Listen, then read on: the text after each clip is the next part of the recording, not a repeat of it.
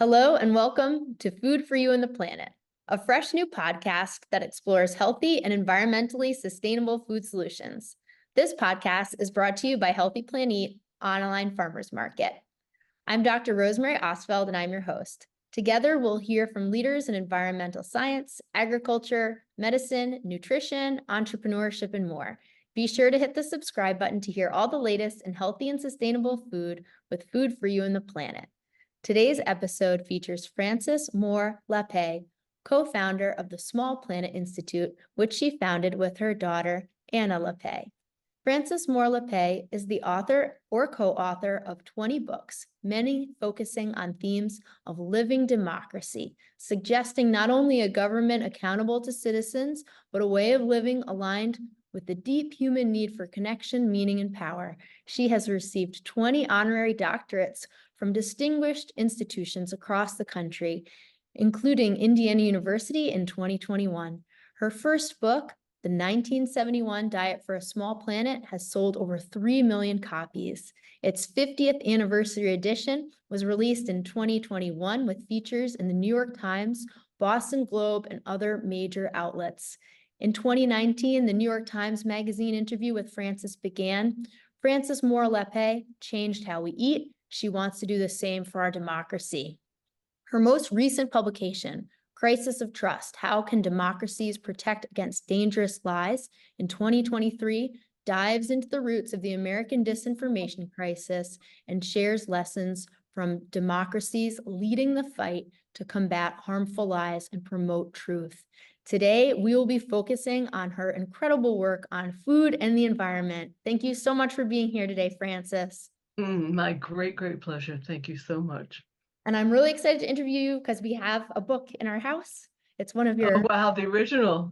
yeah, the original copy. And then my mom also has a signed copy Oh, of you're kidding. your. I love that book. I was just talking about that's one of my favorites.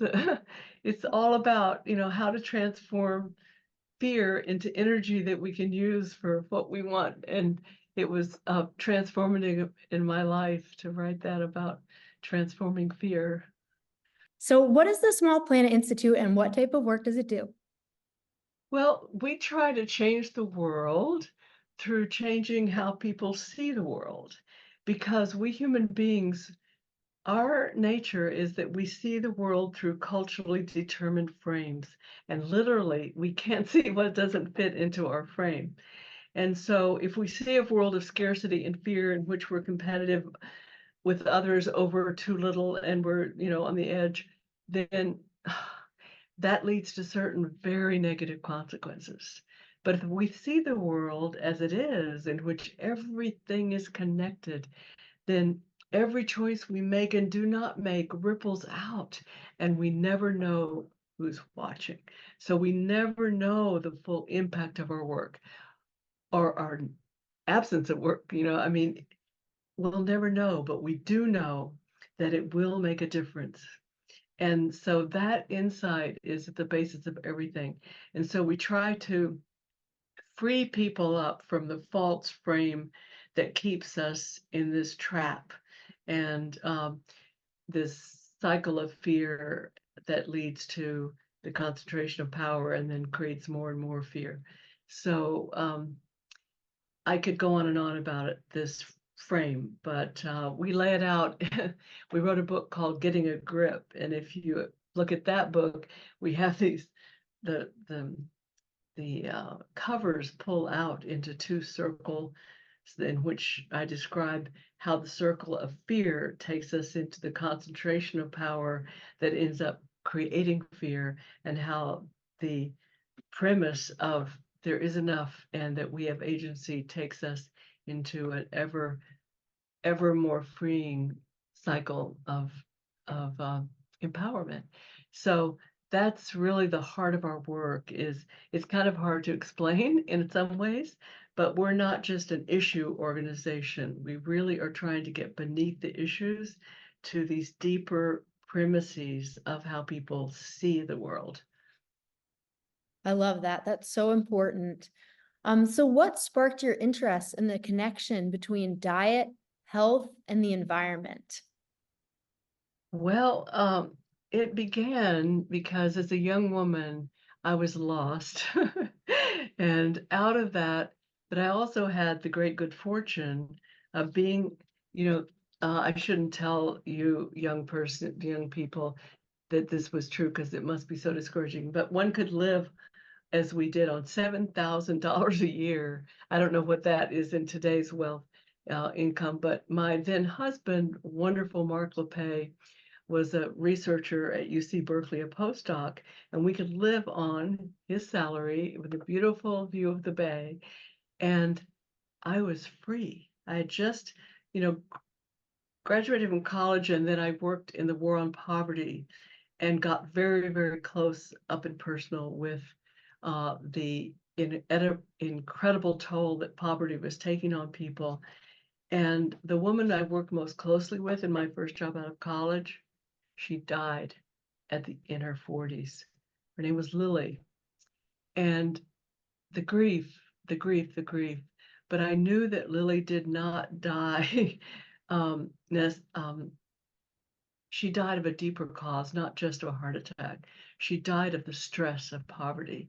And so I set out then because I had this great good fortune of being at the UC Berkeley, had access to the library as the wife of a postdoc, and I could just explore, explore, explore. And so I said, I am going to understand the root of Lily's death.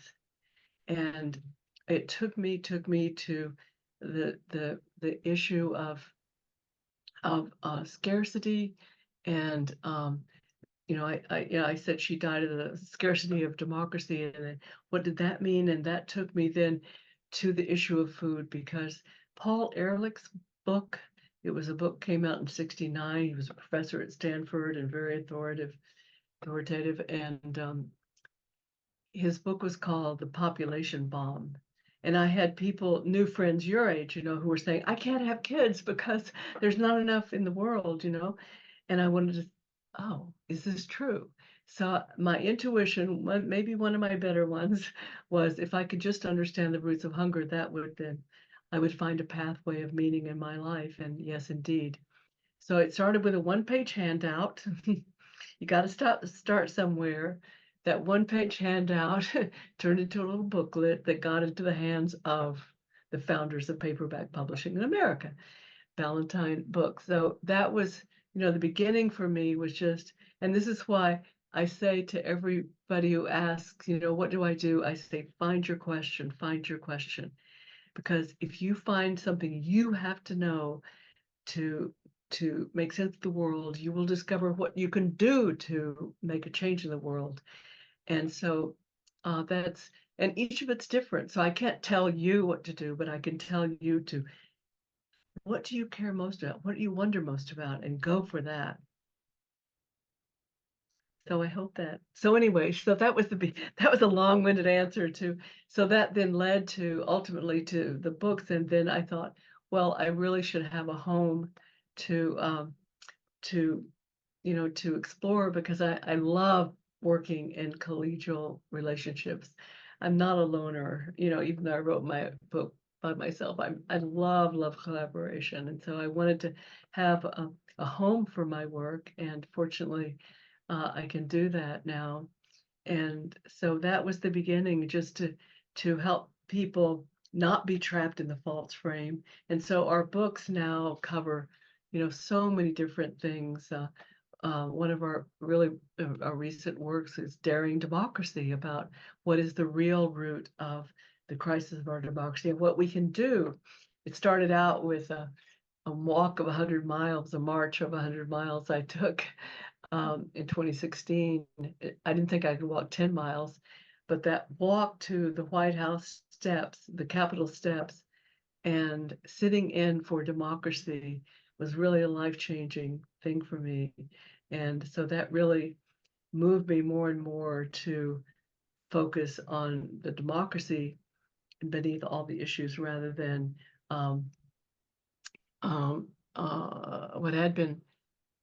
But I'll just say that my new book coming out will be called Hidden Hope, and I'd love to talk about that. But so that was the beginning of, I think, I answered a lot of your questions there. I hope. Great. That's great.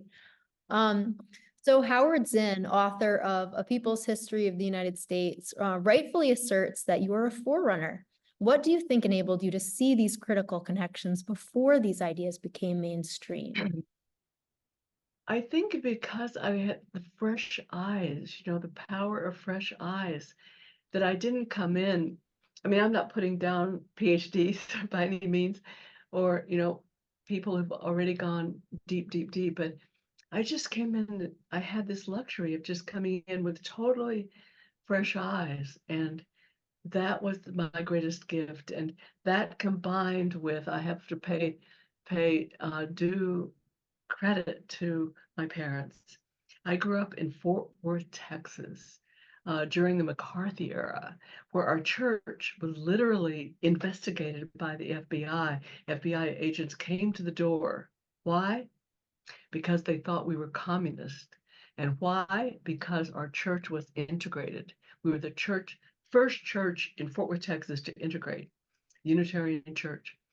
And um, actually, as I say that, I really got physical chills in my body that my parents had that kind of bravery to go against the norms and to withstand that kind of thing. And they did, and the church is now flourishing. But um, having the combo of these parents who were not, not just going along, and then I'll just mention one other piece of my background that's really extraordinary. I think partly maybe to take a deep, to get a little bit of break from the McCarthy era in the 50s. My dad took a job as a weather forecaster on one of the smallest islands in the Pacific Ocean. It's a 5 mile total mileage, total area, Wake Island. And so I had the privilege of being on this tiny island, 2-room school, and about 12 nationalities. And so my best girlfriend was Hawaiian, Japanese, Korean. And so I got this taste of appreciation for all these different cultures. And I learned to self-guide because our school was just a 2-room school. And so we had one teacher for third, fourth, fifth grade, something like that. And so it was both this great opportunity to absorb and to learn. I could learn on my own.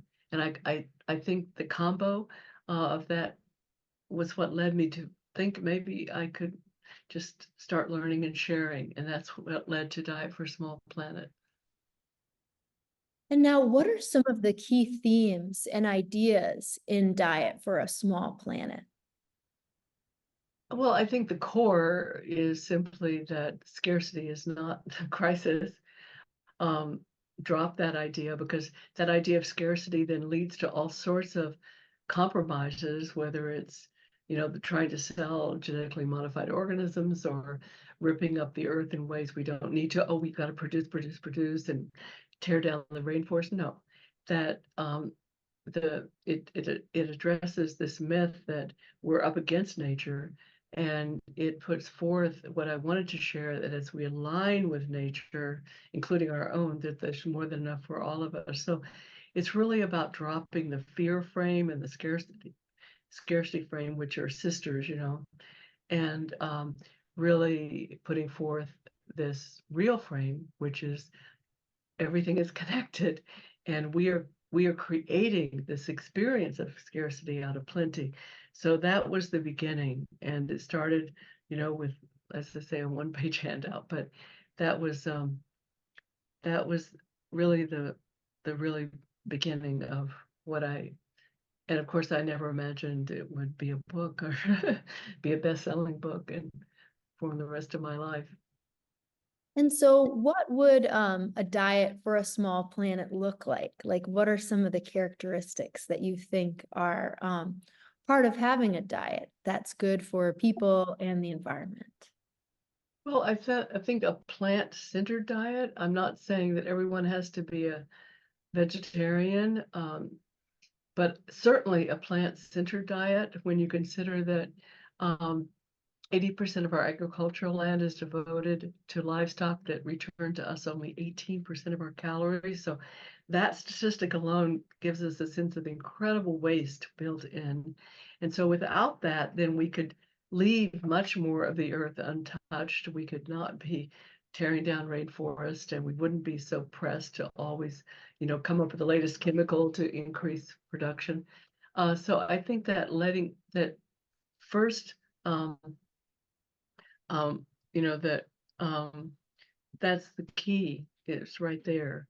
Is just that, and that we now know the health benefits that are so real with a plant-centered diet. Um, and, you know, lately I've been reading up about, like you can imagine as you get older, you get more concerned about, your brain functioning. And so I was just reading about what's best for the brain. Well, not me. It is berries and uh, um, beans are great for our brains um, and other greens are great for us. And, just so it's celebrating what's good for us, and this plant-centered diet um, is uh, is clearly the best for our bodies and best for the earth, and so it's a win-win-win. So now it's been over 50 years since you published Diet for a Small Planet. What are things that have changed for the best since you wrote it? And what areas do people still need to do some work? Well, there's certainly much greater awareness and interest in, and plant-centered eating is definitely growing faster than it had been, and so it's catching on. But nonetheless, I mean, the pattern still exists of the waste and the destruction of rainforest, and so much of our land is still growing feed.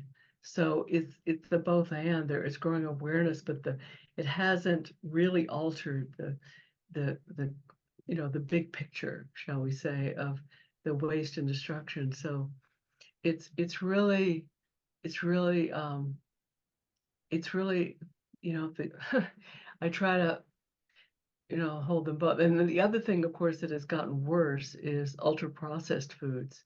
I don't know if we're going to talk about that later, but that is so fair, really fairly recent that these ultra processed foods have really been taking over.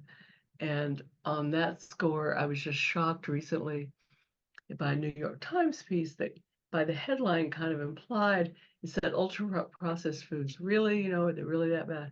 And even in the Times piece, they did not point out that processed meat, such as, sausage and hot dogs, was declared in 2015. I mean, that was some time ago, to be a carcinogen, and red meat to be a probable carcinogen.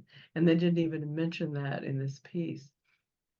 So there's still so much just lack of knowledge, and also the just the belief that a plant-based diet is not as interesting or tasty when my my observation is that the tastiest cuisines in the world, like I love Indian food, for example, and they're really into the vegetarian diet, and so it's true of so many cuisines that are so rich in plant foods and that are the tastiest. I mean, I mean, it just, um, we can look to, we don't have to invent a new cuisine. We can just choose the most delicious dishes from around the world.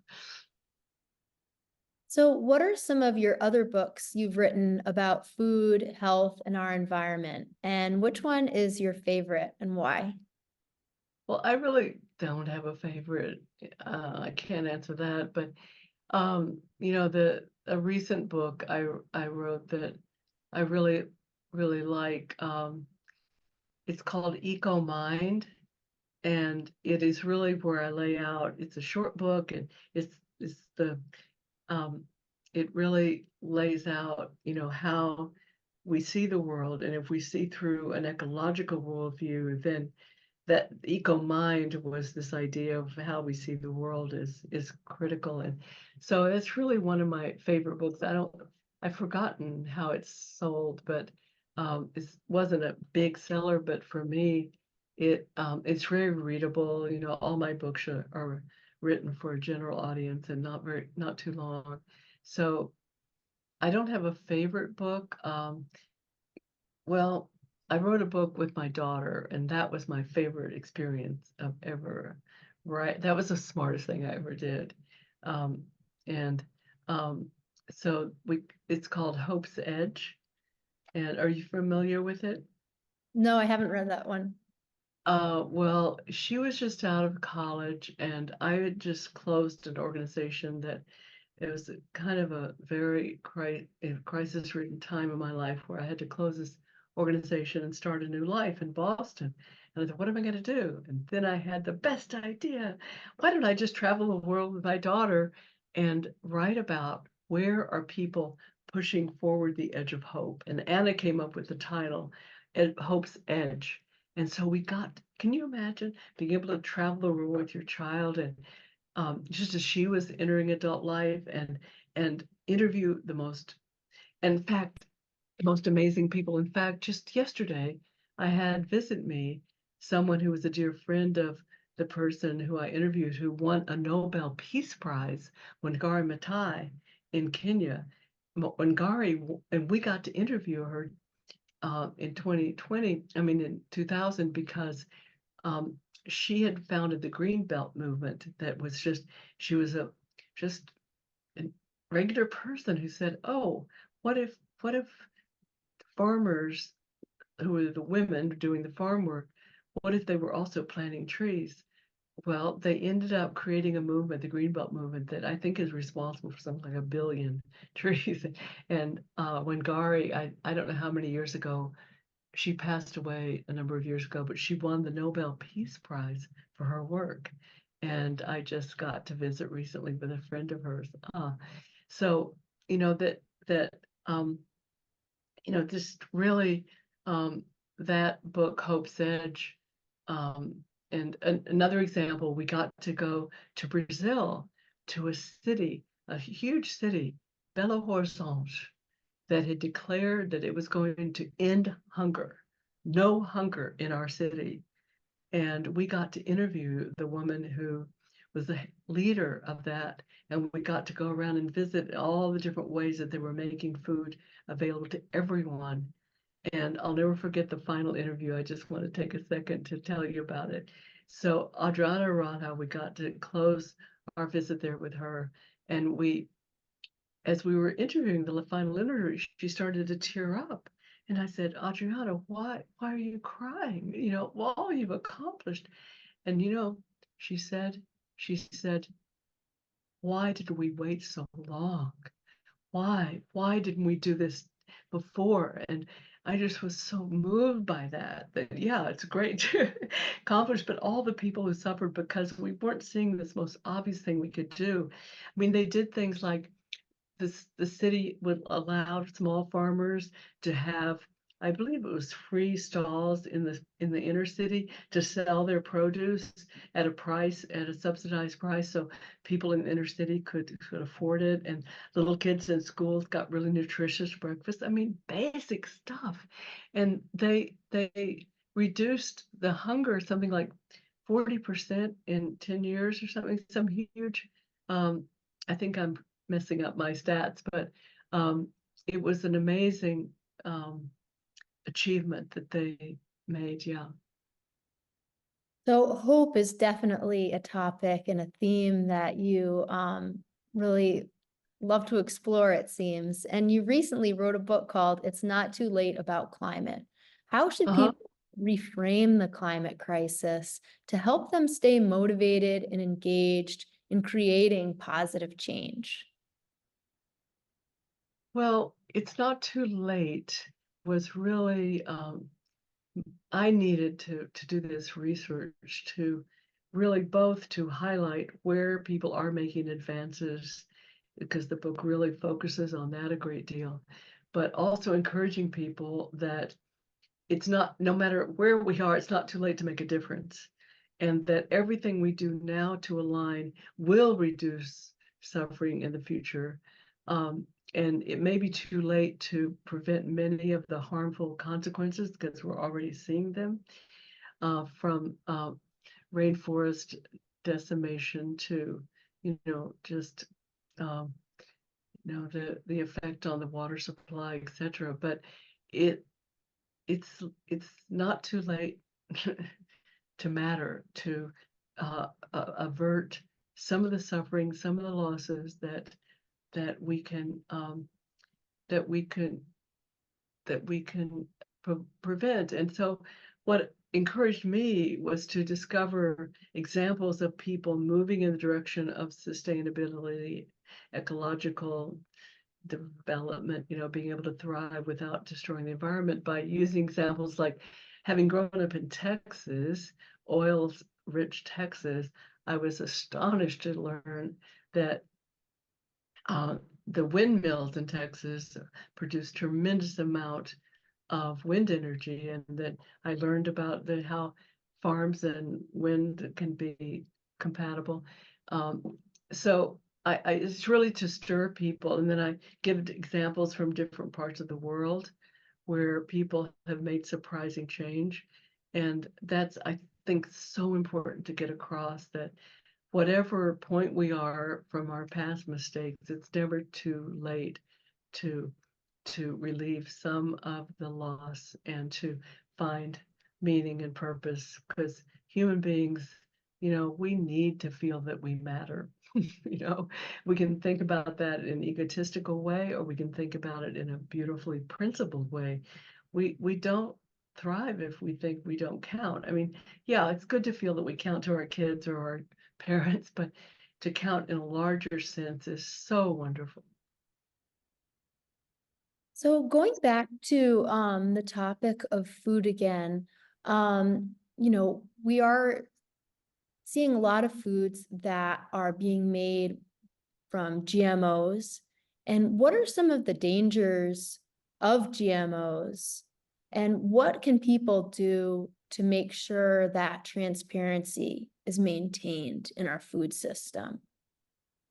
Well, let me start with the transparency. That is a political question, of course. And as long as we have the big biotech, the GMO make as key players in our political system, then we won't be able to broadly access what we need to know. So everybody working on removing money, standing up for reforms that disallow corporate, Citizens United, that 2010, the Supreme Court decision said that basically said corporations are people and they can operate in our political system. No, they are not. They're representing not the interest of they're of just of shareholders, not the public, which is what is a citizen's duty. So they're not citizens.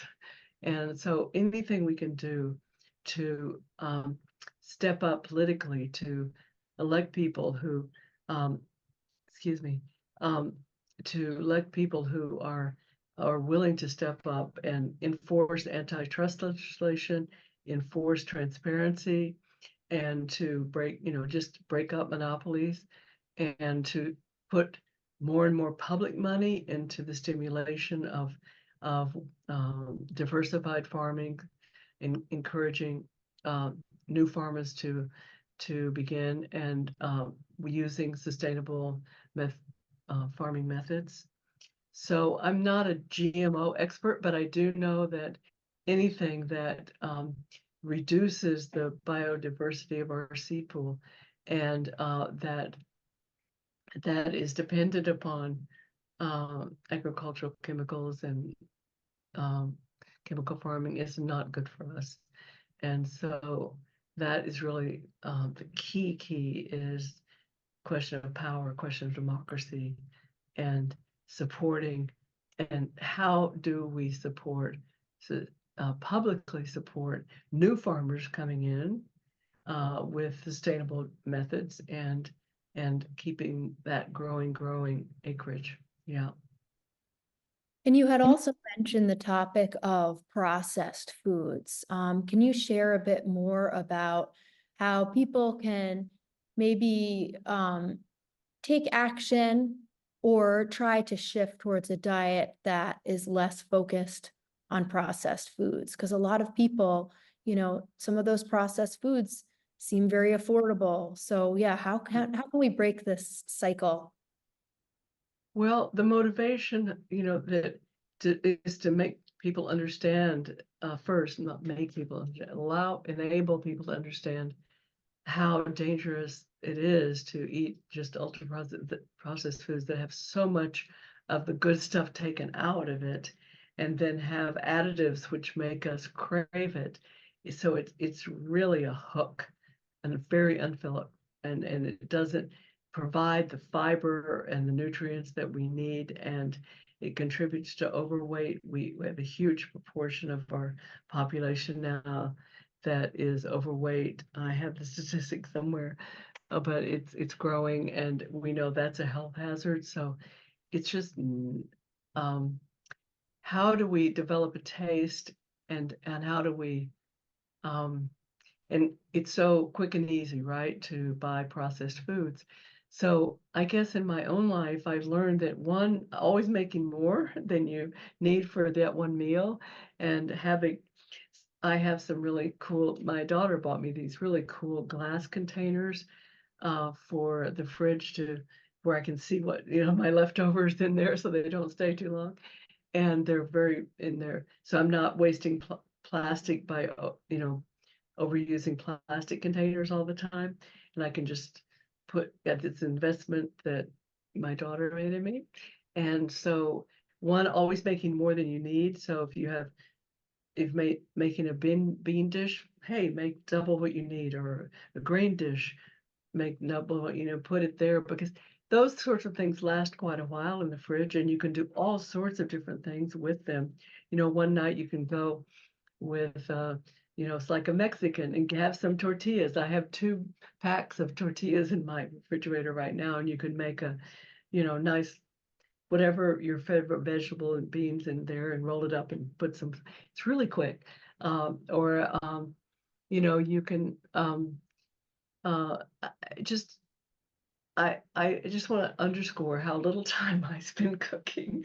It's not, you think vegetarian cooking is more time consuming, but once you have a few recipes that you like, then, it's, um, you know, and once you appreciate and really want to be healthy and understand, how healthy it is, then you get more motivated, and then you get, you know, um, I just, experiment. Like I just made up this salad the other night that I had never been served. Have you ever tasted this? I grated a red cabbage and a crisp apple, really crisp tart apple, and combined it and put lemon juice on it. And it was so good. I had people over and they said, "Oh, I never tasted this before." And I just made it up. I mean, and I don't think I'm a great cook at all, but I just like, oh, I have these in the refrigerator. Why not try? So I think that's really the spirit of confidence, that you don't always have to just eat what your parents fed you or just follow a recipe, but you can take your favorite foods and try different combos. Yeah. And so the Small Planet Institute does outreach and education work. Can you tell me a little bit more about the outreach and education work the Small Planet Institute is currently doing? Well, because it's the end thing and we want to reach people, we do a lot of social media. We use social media, and you know, we do not just books, but fact sheets for quick, some of these things I'm saying, they're on our fact sheets on our website. Um, And those are, besides our books, we're working on a new book now we're very excited about. So now we're more in the period of deep dives and spending a lot of time on that more than we are on reaching out. But we always do social media and public speaking, which I love to do. And so those are the ways that we try to get, our message out. Uh, blogs, social media, fact sheets, and of course books. And those are, yeah. And our new book, Hidden Hope, that touches on so many different arenas that it's going to be years of once it comes out, and um, sort of endless opportunities for reaching people with sense of possibility. That's sort of a theme song of my life, that you don't have to believe in positive outcomes. You only have to believe it's possible. So I call myself not an optimist, but a possibilist. That's all human beings need. And so I think that's really the theme of everything we're doing, by showing people what others are doing, uh, and a sense of possibility is key. Would you like to share a little bit more about, some of your books, or maybe more about this more recent one that you're working on? Are there any things you'd like to share about some of your writing? Yes, I'd love to. Okay, so Hidden Hope is what, just in this very moment, I have wonderful young people here helping me out too. And Hidden Hope, the idea is shock or surprise on the one hand, and hope on the other. And so we take at least 10 topic areas, from education to the environment to food. And we first have a number of where the US ranks. Say democracy, where does the US rank in the world?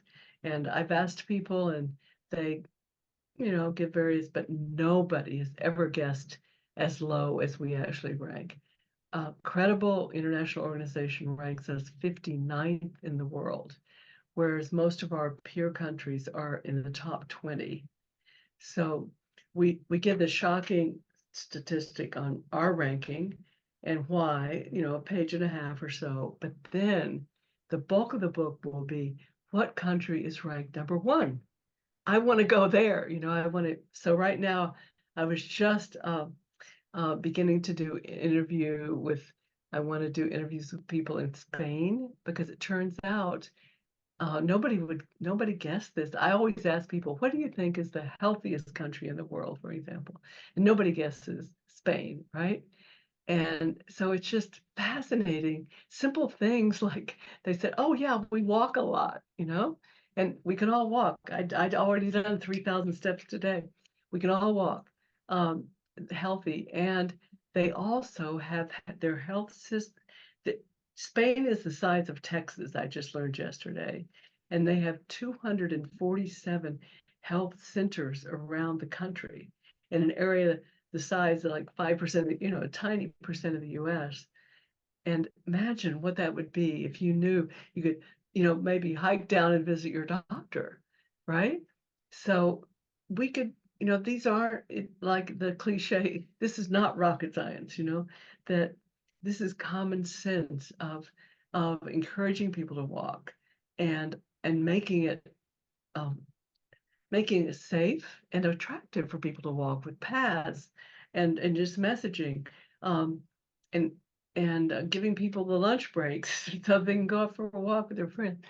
So that's what Hidden Hope is about. It's showing, in each, like in education, who's number one, or which um, I'm trying to think of another cool example, but uh, really just showing people what is possible. So what are some ways you think everyday people can help make some of these changes possible? And what are some ways that people can help shape our food system in a positive way? Okay, everybody has at least one friend, right? Some people have whole networks, I'm sure you do. Networks of friends, even before you did the podcast. Okay, so you can just say, hey, you know what?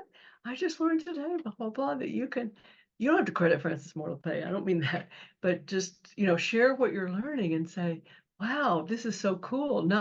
No finger wagging. No, oh, you mean you still eat meat? That's bad. No, no, no. Did you know that there's this whole world of plant-centered eating that is so healthy for us, and so many different cuisines we can draw from? It's so tasty, and that doesn't require a full day in the kitchen. You can learn simple recipes that are fun, that you can make and keep, and put leftovers in the freezer and pull them out anytime. It's not adding work. It's adding savings, money savings. It's adding health in your life. It's adding variety and discovery, learning new dishes and new foods that you didn't know you liked until you tried it. So I think that's number one. Talk to our friends and talk to anyone who is beyond being our friend, is also an influencer, who's a teacher or in any way, has some access. If you're part of a community church or a temple or a church group, to offer to share this with your friends in that setting. So I think we can all be, even if we're not writers, that we're all influencers. And that's that. And then, of course, every day, my theme song, every choice we make. So remember, it all ripples out, that if you're in there buying a grain-fed meat steak, the message back to the economy is more of that, more of that. And if you're there buying whole grains and black beans, that the economy says, oh yeah, more beans, more grains.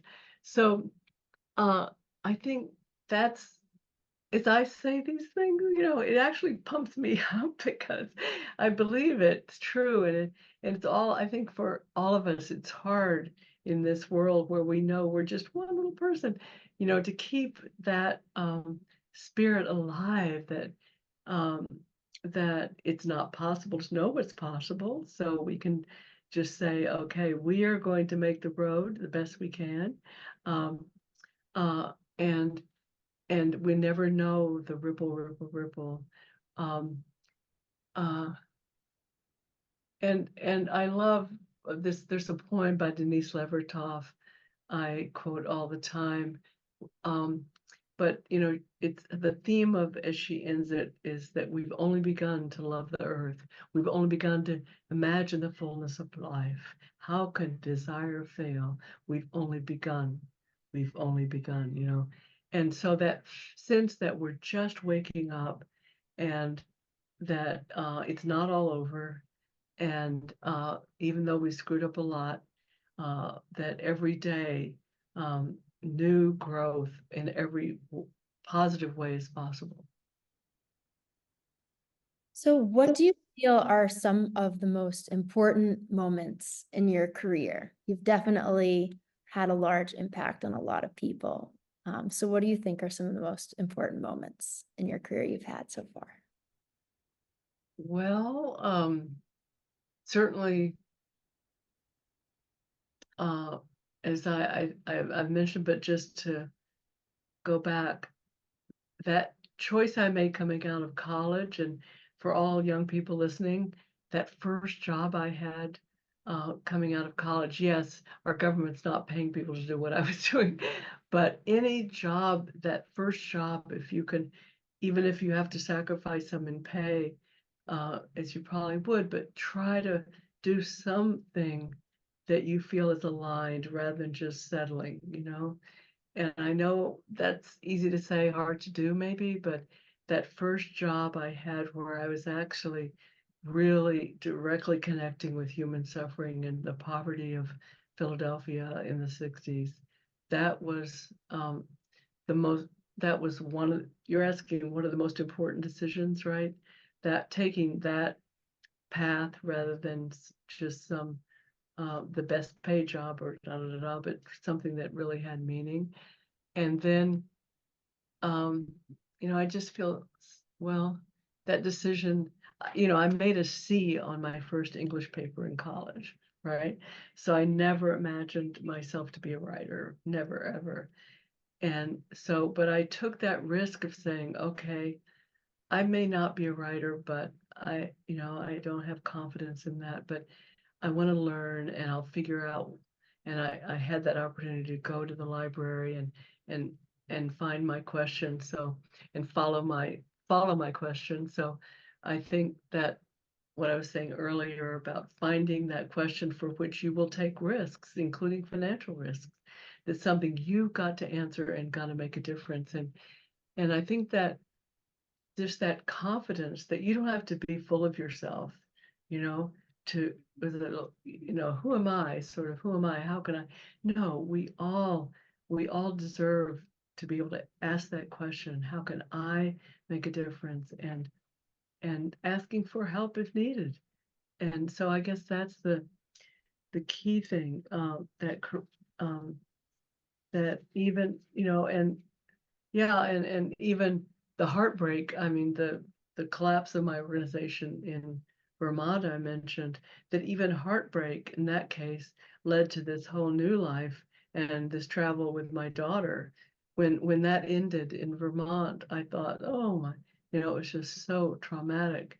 So that's another thing I think, especially for young people, that if you do have some big setback, it could actually be opening up a new opportunity that you'll look back on your life and say, wow, if that hadn't collapsed, then I wouldn't be doing this.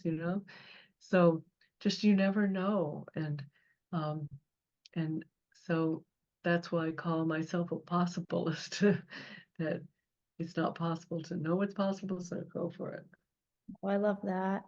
Do you have anything else you'd like to share? Um, hmm.